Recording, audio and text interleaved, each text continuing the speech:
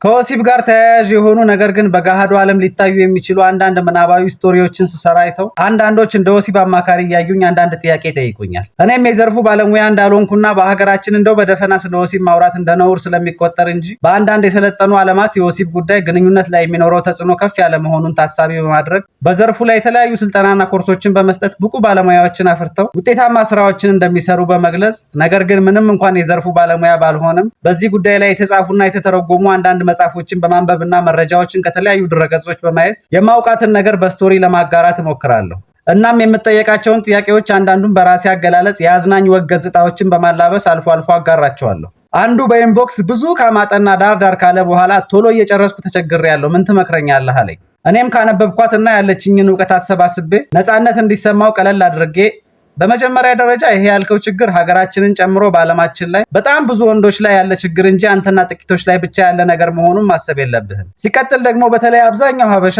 አይደለም በዚህ ጉዳይ በሌላ ጉዳይ ላይ እንኳን ችግርን ማመን የመፍትሄ ግማሽ አካል እንደሆነ ከማሰብ ይልቅ መሸነፍ እንደሆነ ስለሚያስብ ችግሩን አፍኖ እንዲሁ በአፉ ጅንን እያለና እየተኩራራ ግንኙነቱ ትርምስምሱ ሲወጣ ታያለህ እንጂ እንደዛም ሆኖ ችግሩን አያምንም። እንደመጣ እየረጨ ሲያስቸግራት በአሽሙር የኔ እሳት አደጋ ስትለው ራሱ ችግሩን ላለማመን ካለው መጀነን የተነሳ እንደ እሳት አደጋ መኪና የተቃጠለውን ስሜቷን አስደስቶ እንደሚያበርድ ስሜት አብራጅ እንጂ በአሽሙር የሚነገረውን ችግር ማመን አይፈልግም። በእንደዚህ አይነት ሰዎች መሀል እየኖረ ነው ብዙ ሰው በዚህ ጉዳይ በግልጽ ለማውራት የሚሸማቀቀውና የሚፈራው። አንዳንዴ በተለይ እንደኛ አይነት ማህበረሰብ ውስጥ ሰው ምን ይለኛል በሚል ራስን እየጎዱ ከመኖር ህይወቴ ላይ ካለው ተጽዕኖ አንጻር ውስጤ ምን ይለኛል ብሎ ራስን ማዳመጥ የተሻለ ነው።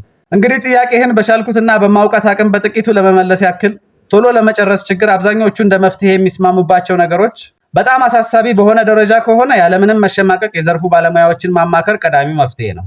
ሌላው ደግሞ እንደሌሎቹ ችግሮች ሁሉ ይሄም ከስነ ልቦና ጋር ተያያዥነት ስላለው ካሳለፍካቸው ችግሮች በመነሳት ገና ከማድረግ በፊት በቃ አሁንም ሳላስደስታት ልጨርስ ነው በሚል ሰቀቀንና ተስፋ መቁረጥ ተሞልታ አታድርግ። የተወሰነ ማሻሻል እስክታመጣ ድረስ እሷን ለማስደሰትና ለማርካት የግድ ባሻህም ማስገባት ላይጠበቅብህ ይችላል። ሁሉንም አካሏን በስሱ እያሻሸህና የሳምክ በመቆየት ለማስጨረስም ጣቶችህን መጠቀም ትችላለህ።